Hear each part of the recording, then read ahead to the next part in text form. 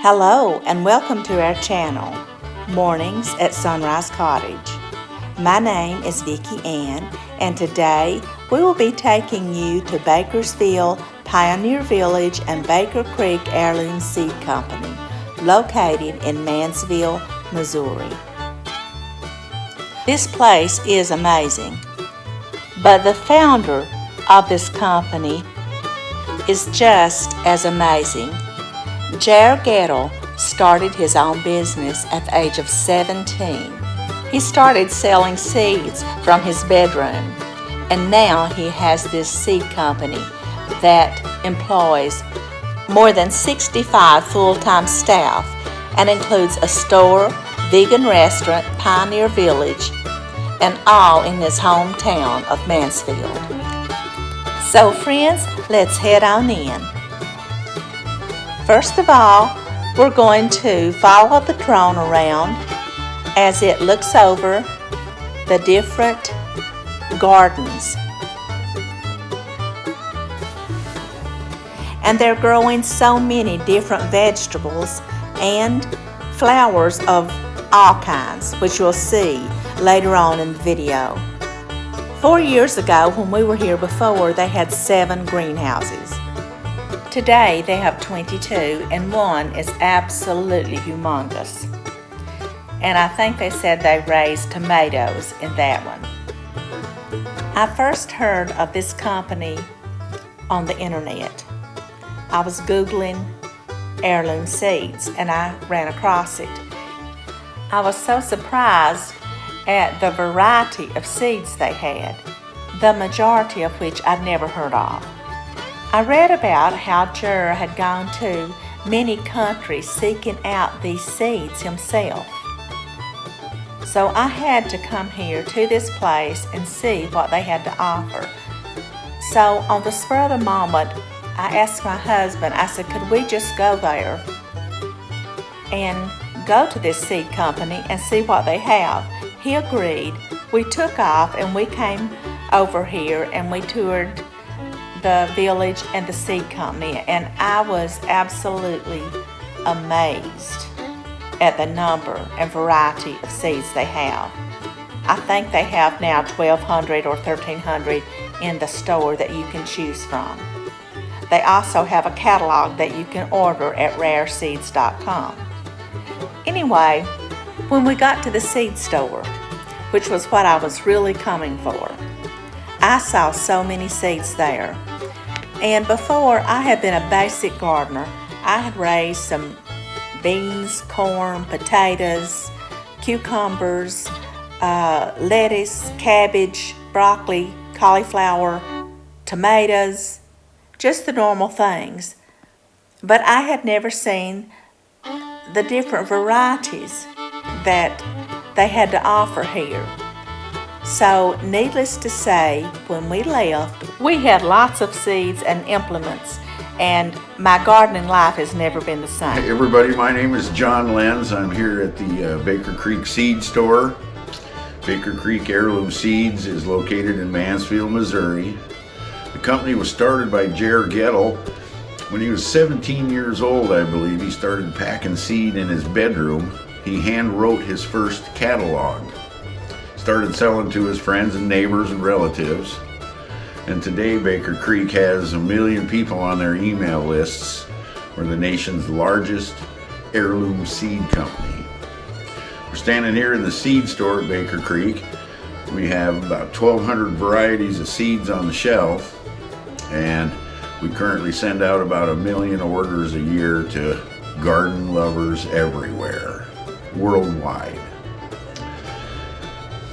The village consists of the seed store here, the boutique, restaurant, apothecary, and the bakery. And thank God the bakery's baking today because we get some good food out of there. I got a horticulture degree out of New Mexico State University in 1989. I came to work at Baker Creek 4 years ago as the director of greenhouses. Then we had 2. By the end of this year, we'll have 22. We'll have 80,000 square feet of greenhouse area under plastic. and approximately, probably 5 acres of outdoor gardens. We run the greenhouses 365 days a year. We're growing stuff constantly. Probably have 5,000 tomatoes in the ground as we speak. Pepper crops for seed crops, eggplant for seed crops, tomatoes for seed crops. We also do trials. We'll take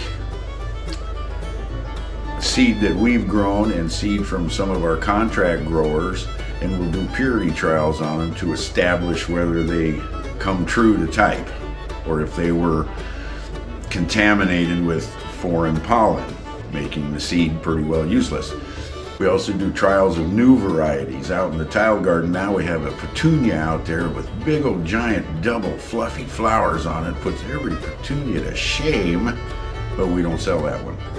But we're trialing it because it's real nice. Okay. We also grow stuff for photographs, in case you haven't seen the catalog of professional photographer Laura Stilson that does the photography work for us, and we provide the vegetables. So we grow a lot of stuff just for photography, and then that ends up in the catalog. So seed crops, trials of new varieties, growing purity trials on our stuff. We also do a little germination testing on the side just to make sure we're up to snuff on germination. Other than that, we grow 50,000 seedlings down in the seed starting greenhouse a year, and we don't sell them, we plant them, which is a lot of seedlings, just in case you're wondering.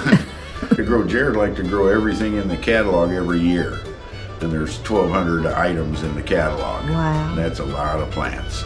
Peony down there is that underground one, the great big one. Yes. How big is that? 376 feet long and 40 feet wide for 14,000 square feet of growing space. Wow. You can get a lot of tomatoes in 15,000 square feet. I can imagine. We had nasturtiums growing in there, cauliflower, cabbage, all over the spring. It was clear full to the gills with everything. We had 100 head of cauliflower going in there at once. Good eating. That would be Some good of them eating. accidentally found their way to my house. Now I've got a few questions for you. What is your favorite tomato? Oh, that one's easy. There's a cherry tomato variety down there on the shelf. I know right where it is. It's Sweetheart Cherry. We grew about 100 plants in greenhouse number the winter.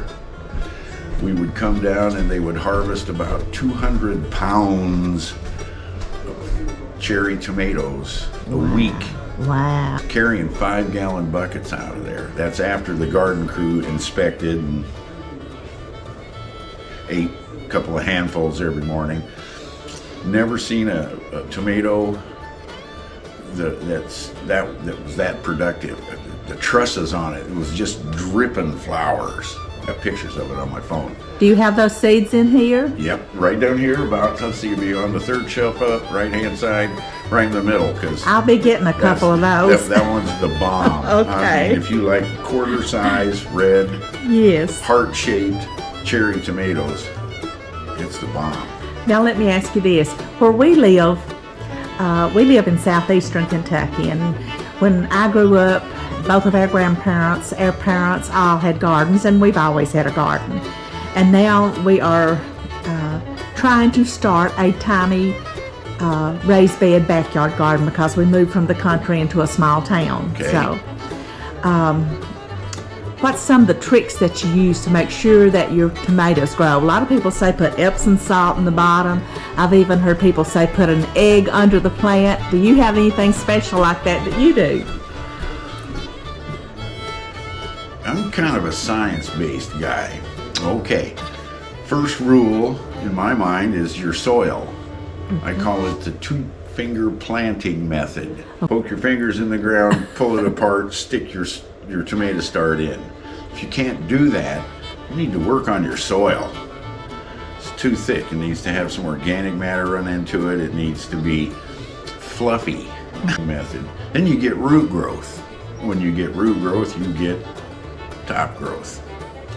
Fertility is something that, yes, I laugh at people all the time. How many times a day do you eat? Okay, you can't just feed your tomatoes once. Oh, I put fertilizer on them in the spring. Okay, good. What are you going to do when June hits? I mean, they've consumed whatever you put in, unless you're putting in a real slow release fertilizer. So feed them once in a while. They're hungry. Okay. Tomatoes are subject to calcium deficiency. Mm-hmm. Take care of that however you want to. If you're organic, then you pour milk on them, you put eggshells in there, you put Tums on anything with some calcium in them to keep the blossom end rot away. I highly recommend taking your soil down to the county extension office and having them test it. They'll tell you what you're short. If you're putting mag sulfate in there, Epsom salts, you're putting mag sulfate in, and it's to correct a magnesium deficiency, but do you even have one? Right. How do you know? Well, you take your soil down and have it tested, and they'll say you need calcium and nitrogen. Okay, fine, supply it. Then your garden goes wild. Now we have a lot of clay in our soil. Mm-hmm. What can you do to improve clay soil? Well, we're here in the Ozarks, and our soil's 50% clay and 50% rock. To remove the rocks to the clay soils, it's organic matter, it's compost. Just keep rolling it in. The clay retains too much water most of the time. Your plants will suffer for lack of oxygen on the roots. So if you put compost in there, you can increase its internal drainage. It's way easier to add water than it is to remove it. If it's waterlogged soil, you're done. Yeah. So roll in compost, get some fluffy factor in there, and then the water will drain through the soil. And then if you need to, you can go out and water it. But then if you get a 3-inch rain, it won't drown. That's the key. Firm 2-finger planting method. You got enough fluff that you're not going to drown them, and you'll get great root growth and nutrition, and they'll go to town on you. That's what we've been doing in our old garden, but now we're starting again. Yeah, leaf litter, anything you can find organic just to fluff it up. Okay, so we've tried the leaves. We've gathered leaves and put those on. We've tried the aged manure. We've tried just compost that we purchased. Yep, chicken litter, anything we use, chicken litter, we use compost. We grow a lot of plants here. I mean, tractor bucketfuls, and we put it right back on the fields where it came from. Want that, and we started doing cover crops too. Mainly vetch and cereal rye.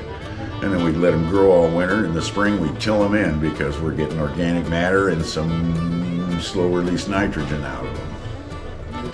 I'd recommend home gardeners. You need 3 times as much garden area as you're going to farm. One that you're actively working this year. One that's got manure on it from last year. And the other one's been manured a year ago and got a cover crop on it now. So you're building this one.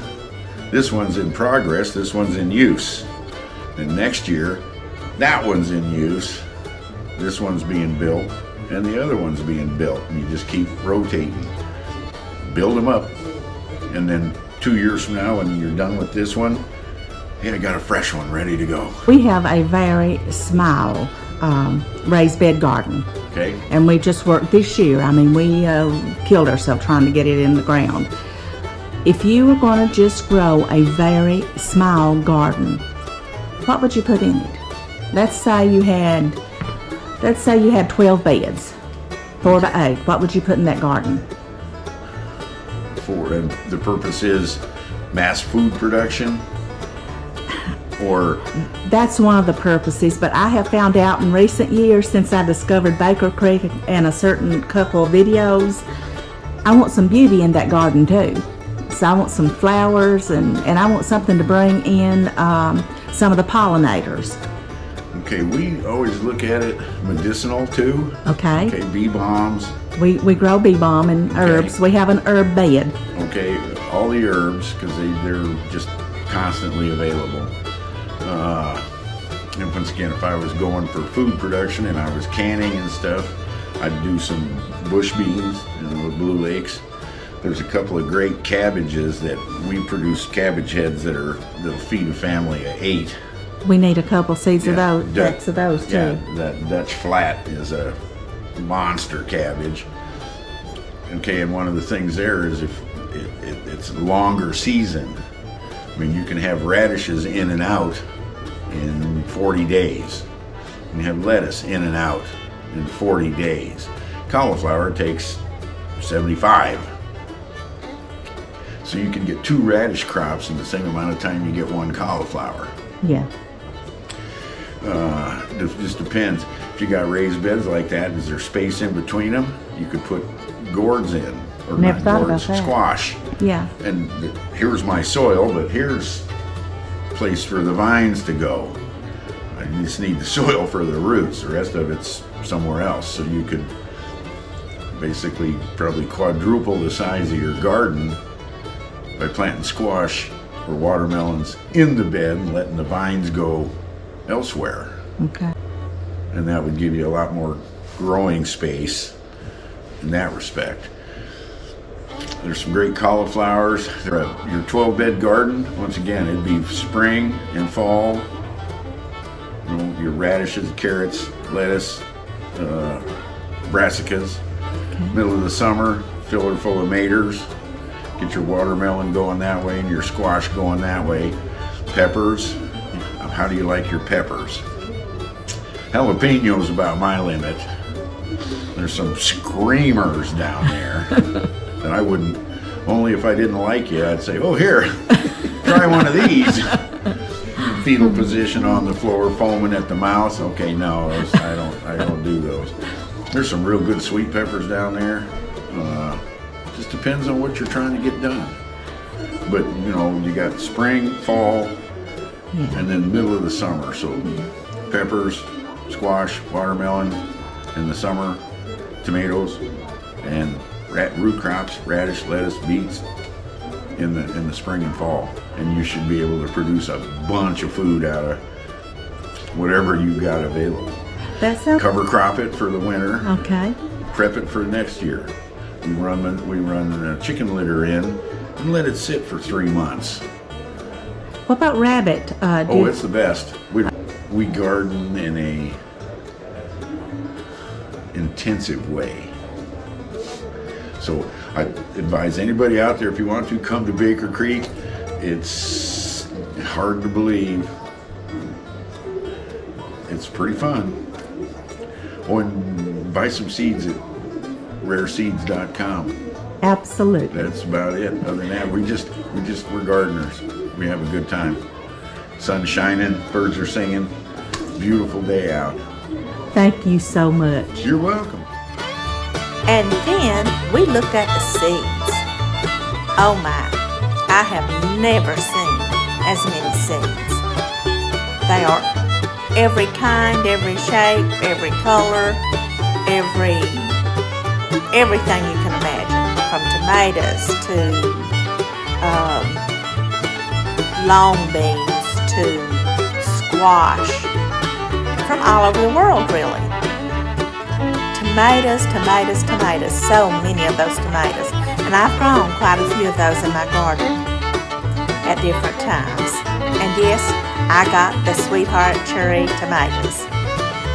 And one of you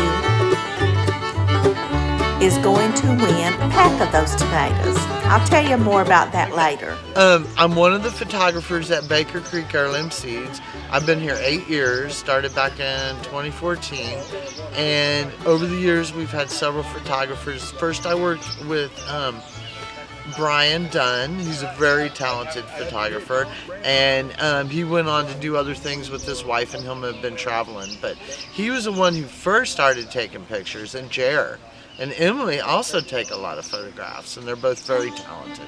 So Jer has his own Leica camera he has, and then also he uses his iPhone. So he does wonderful stuff. So really great eye.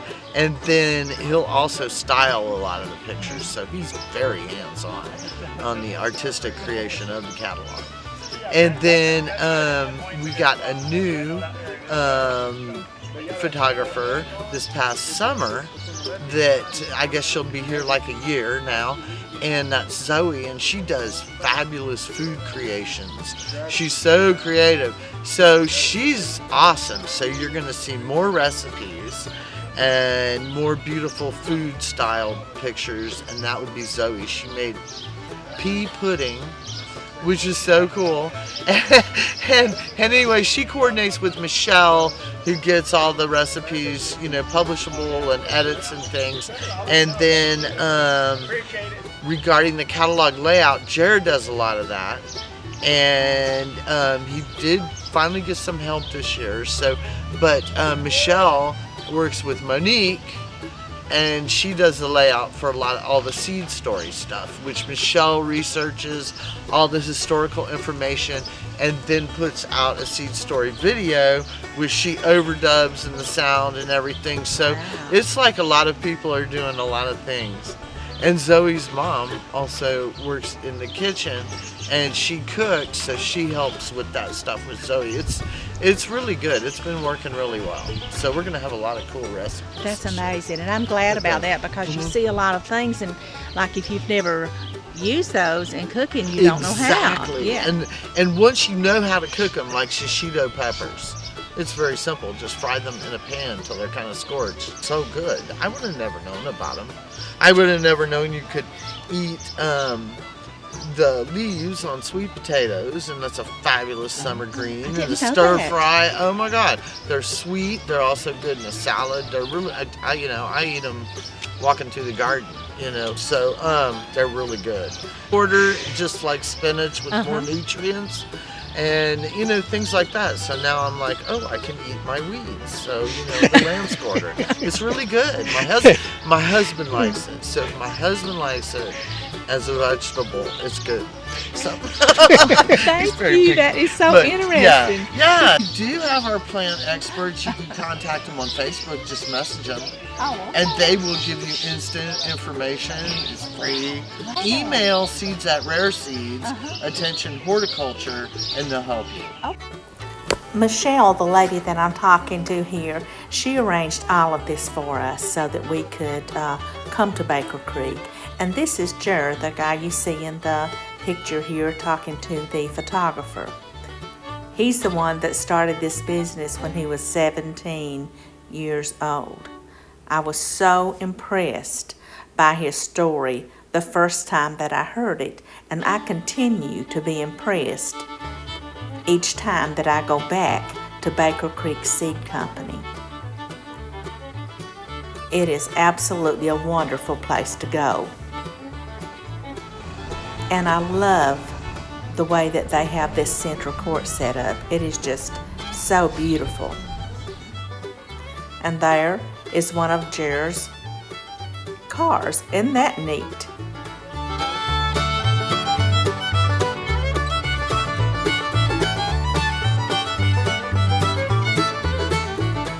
Now, they have a restaurant here, like they said before. There's a bakery down there. And here is like a shot of the whole area, the center of the entire Pioneer Village.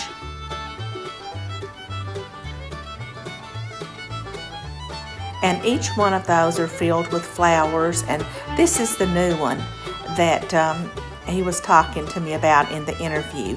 Isn't that gorgeous? And it shades, it's got different shades of it. There's different colors of it all in there.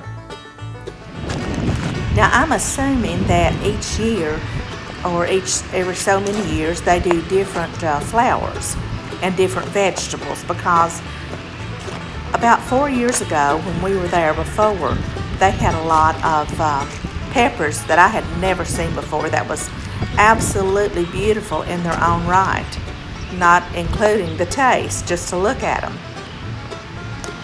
And you can see there how they have the drip lines in the beds. And look at those beautiful, beautiful blooms. Such color.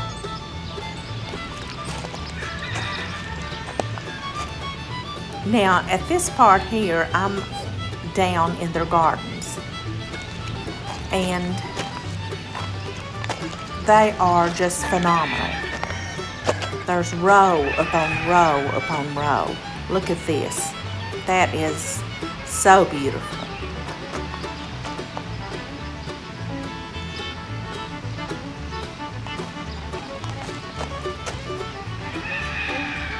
It was hard even to decide what to video or what to take a picture of because there were so many different beautiful things.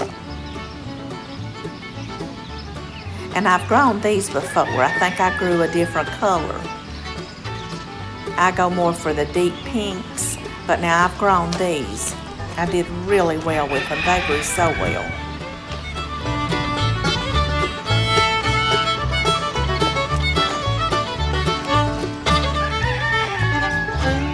I get so many of my seeds from this company, and that's why I wanted to come back and visit them again. Because when I was there the other time, I missed this because I didn't realize how you, anyone that goes there can do a tour of these gardens, and I didn't realize that. I think that pink right there might possibly be some of the ones that I got, but I got quite a few of them. I got more than one kind. But they are just truly beautiful.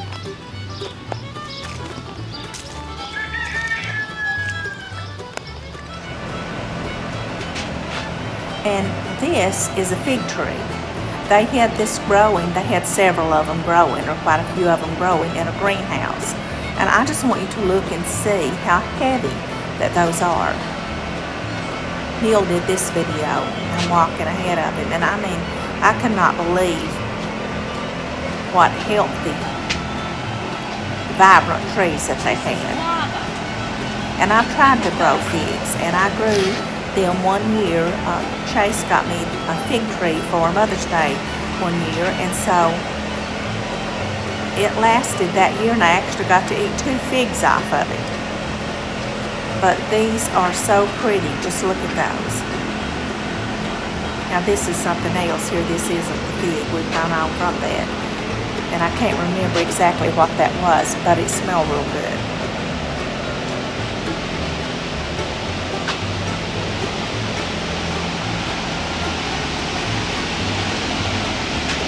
And they, if you'll notice, they have flowers and things, pollinators to bring, and herbs to bring the pollinators in. And now, if I'm not mistaken, I believe these were grapes they had planted in there. And this is another one of the beds outside. And they have all of the names of the plants listed. They have them handwritten on sticks that you see in each of the beds right next to the plants. And these are some that are finishing up blooming. And then there's some that that's not been planted too long.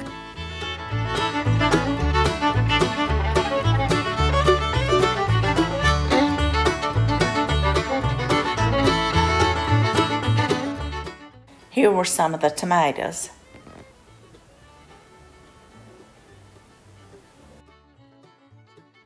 Now these are long greenhouses.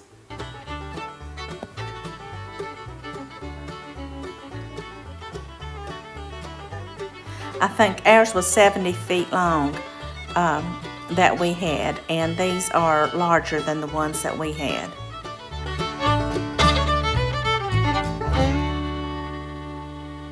It was an education just to walk through these.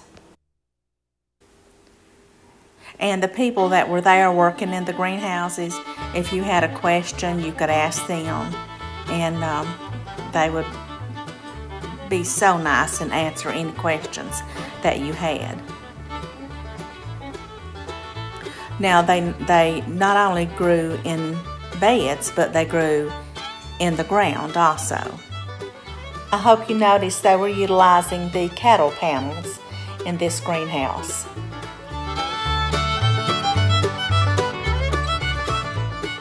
and you'll notice the way that they're watering there. And I asked about, if you'll notice, these have like a little piece of orange tape. So they were holding their tomatoes up with that little tape.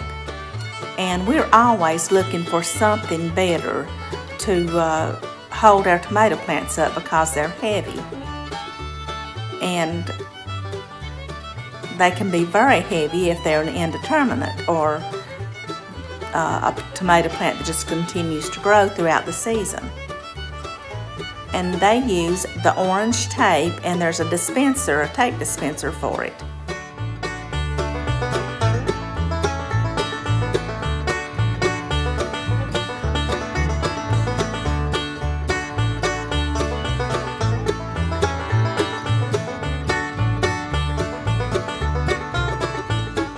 This was something that surprised me to see, their citrus area. And they have grown the most beautiful oranges in here. And one of the workers, I was asking him questions about the oranges, and he was telling me, and he showed me pictures of the ones that they'd grown in there, and he said they were absolutely delicious.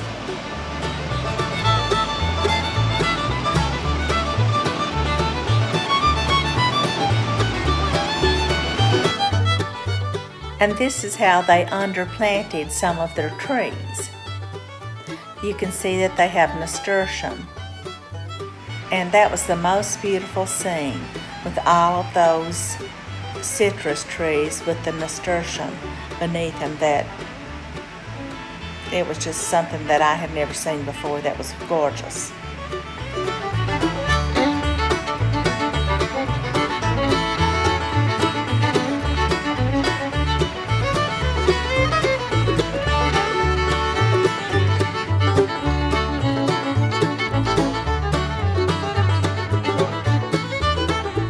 Here are some trees underplanted with strawberries. What a great idea.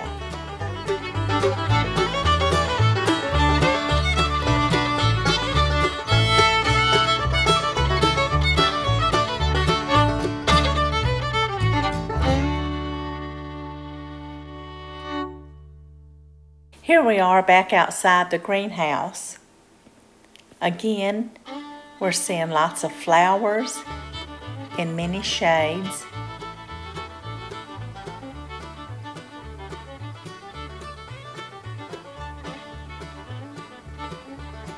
And here we have kohlrabi,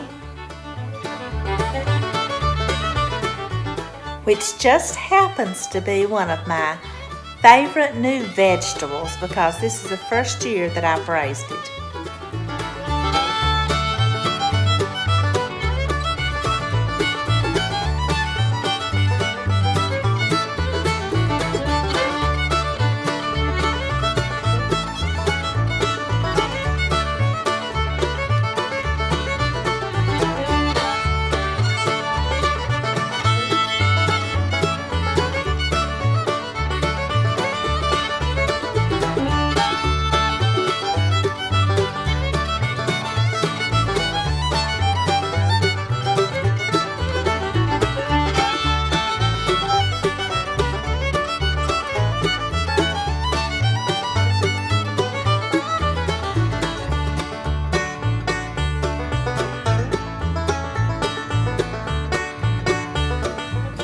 Now we're kind of spanning around here so that you can see what the area looks like.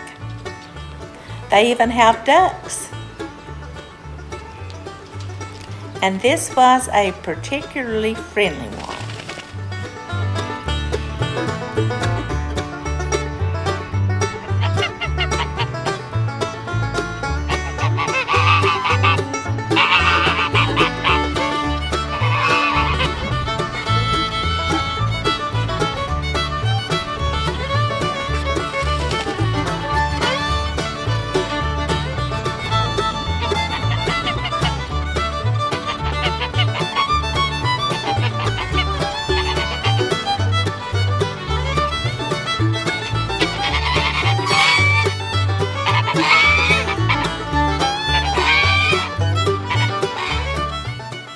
This was toward the end of the day, and I was just kind of walking down so you could get a really good idea of what the Pioneer Village really looked like.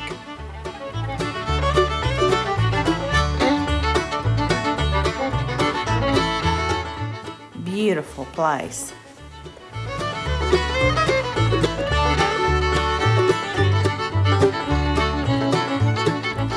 They were busy sprucing everything up and getting it all ready for the visitors this summer.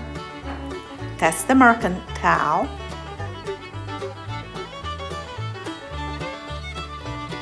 The Apothecary is next door.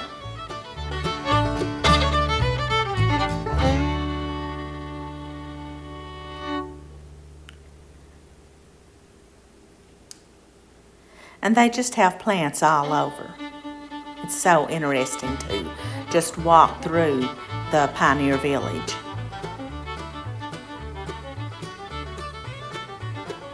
They have the bakery and flour mill, and that is where that I went in, and Neil and I got a spaghetti dinner there and bread that was just unreal. It was so good. And they had the most delicious cinnamon rolls. And they were huge, but we had to get us one. So make sure you stop by there and get your dinner and get some of the delicious baked goods. And look at the water wheel. I wanted to make sure you could see that. And then this is looking back over the fields down there that I walked in, and look at those fish down below. It's just such a place of calm.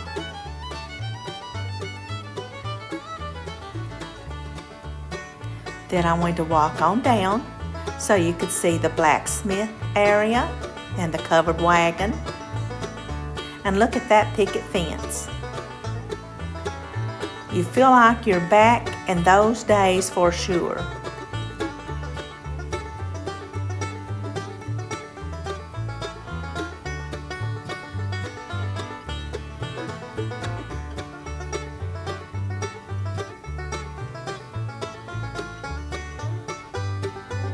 And then we're walking on by the barn, and down here on the left is the jail.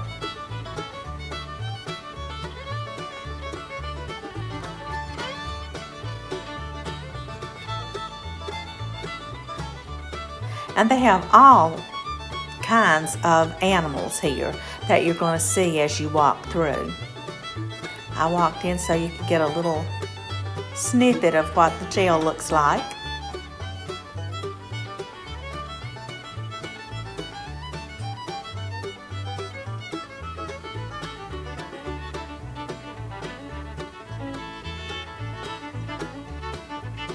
Your children are going to absolutely love visiting this place.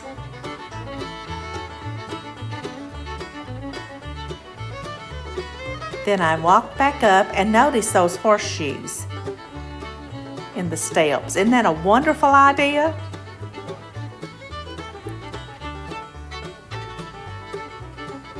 And there's the oven. And sometimes when you visit, the last time we were here, they had musical groups playing. And they played the entire time that we were here, and you could go up and buy food on the outside too, I think. There's the windmill.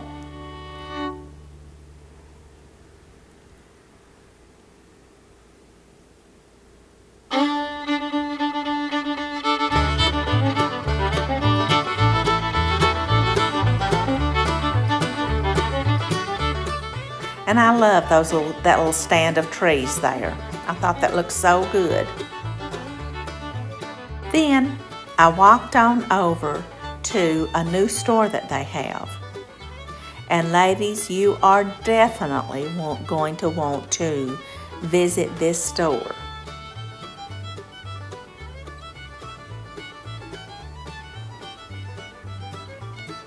It also has coffee in there.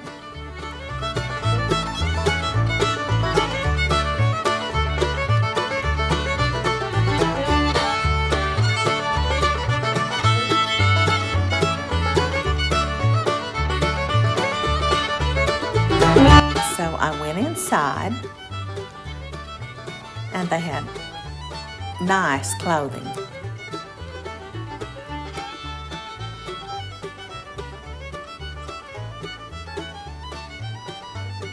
And look at those hats over there.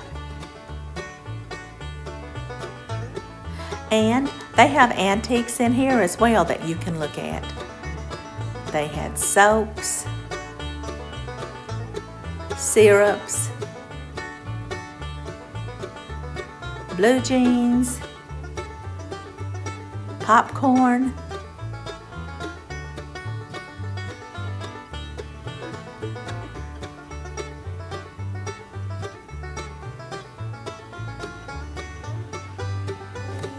and I just had to get a picture of those, that picture of the cows over there. And look at that.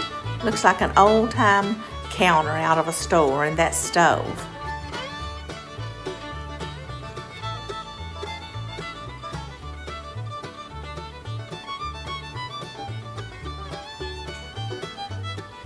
And look at the goodies you can get in here. It's not just coffee.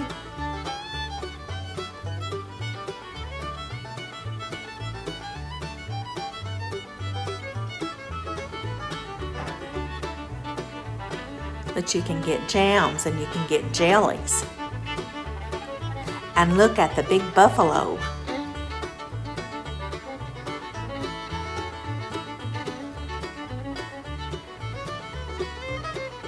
And they had herbs and like salves and spices.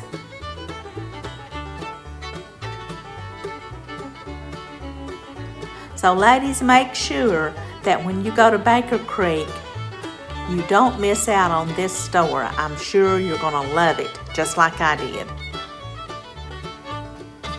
And homemade soap.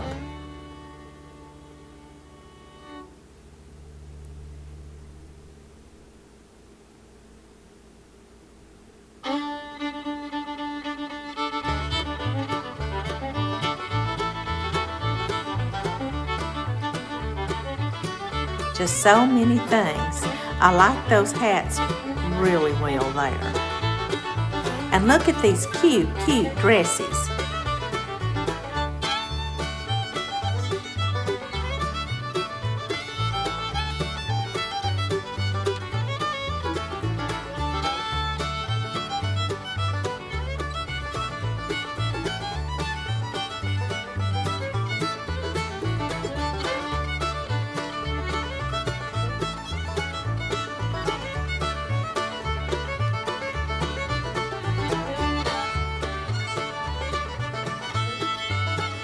I had to walk back over and take one more look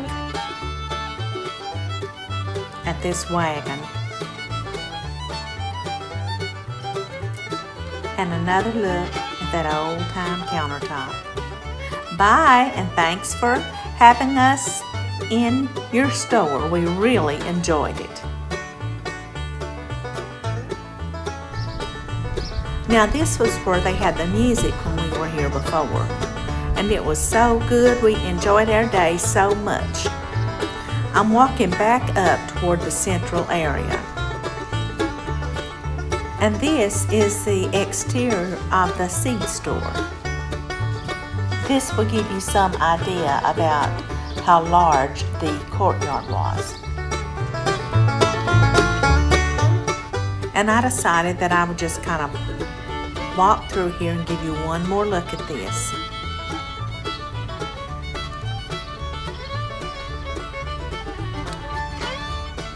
Now we were here a little early, so we were here before a lot of the plants have time to bloom out.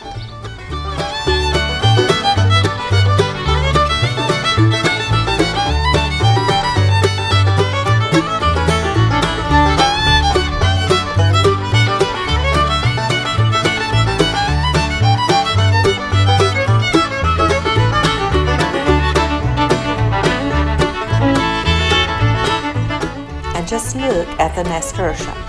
That's something that I always put in my garden. And in fact, I think that I got the seeds from Baker Creek for them. and I got several different kinds.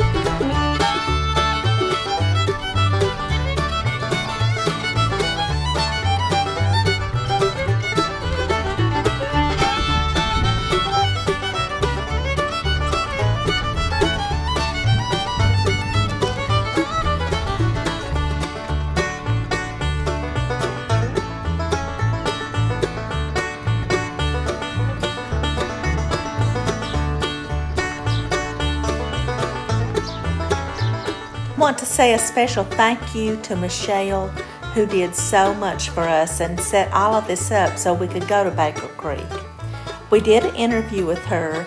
My camera messed up during the interview, and so I lost that part. But Michelle, thank you so very much. We appreciate all the hard work that you did. In honor of our visit to Baker Creek, we're having a special drawing on this channel. It will go all the way through July. So the last day of July we will be drawing. You can win 3 things. You can win a Cobra digging tool that I use myself and love, a Baker Creek cookbook, or you can win 2 packs of seeds. One of them is the strawberry tomatoes. What do you need to do to enter? Well, let me tell you. The first thing you need to do is to subscribe. And then go to the comment section and write, I subscribed. Now, supposing you have already subscribed, then simply just go and say, I've subscribed. No problem. The next thing you need to do is write a comment about a part of this that you really like, this video, or any of the videos as we go through the month of July. The next thing you need to do is hit the like button. Now, you've got more than one chance to win. Here's how. Each week, we put out a video. So there should be 5 to 6 more videos before the end of July. So if you go back each Tuesday and watch the video and you make a comment, then that is your extra chance to win. So I will go back and get all of your names, and if you have made, say, 6 comments, you'll have 6 chances to win. Then my grandson will be picking the winners. We'll have 1 winner for the Cobra. We will have 1 winner for the seeds, and we will have 1 winner for the cookbook. There's also going to be, in the month of September. Now, During the month of September, we're also going to have a contest. And the same goes for that month. Each week, if you make a comment, if you have not subscribed, if you subscribe, and if you hit the like button, then I'm going to go back and put your name in for the September drawing. Now, if you do not win during the August, all of those will still go into the September. So the more that you watch and the more you comment, the more chances you will have to win. At the end of September, we're giving away 3 of the Laura Ingalls Wilder books, and we're giving away 1 of the cookbooks they have there also. And we plan to continue to do this for several months after that, at least through the end of the year, we think. So friends, thank you so much for joining us today as we went to Baker Creek. And next week, we're going to have 2 videos. On one of those videos, the first one, which will come out on Tuesday, I'm going to do a short video that's going to have clips from my gardens throughout the years that have had Baker Creek seeds used in the garden. And then the second one will be a surprise. So friends, thank you again so much for joining us today. We hope you will join us again next week. I'm going to let this play out, and these are some of the beautiful flowers that we took pictures of at Baker Creek. Thanks again, Michelle, for setting up the visit for us and for all the help that you provided on the day that we visited. We really appreciate it. And Jared, thank you so much for allowing us to visit your beautiful Baker Creek and for taking the time to talk to us during your busy, busy day. And thanks to all the staff that we interviewed and everyone that we met at Baker Creek. Everyone was so nice and made us feel so welcome. Thanks again. And friends, we will see you back again next week. And may God bless you and your families. Bye, friends.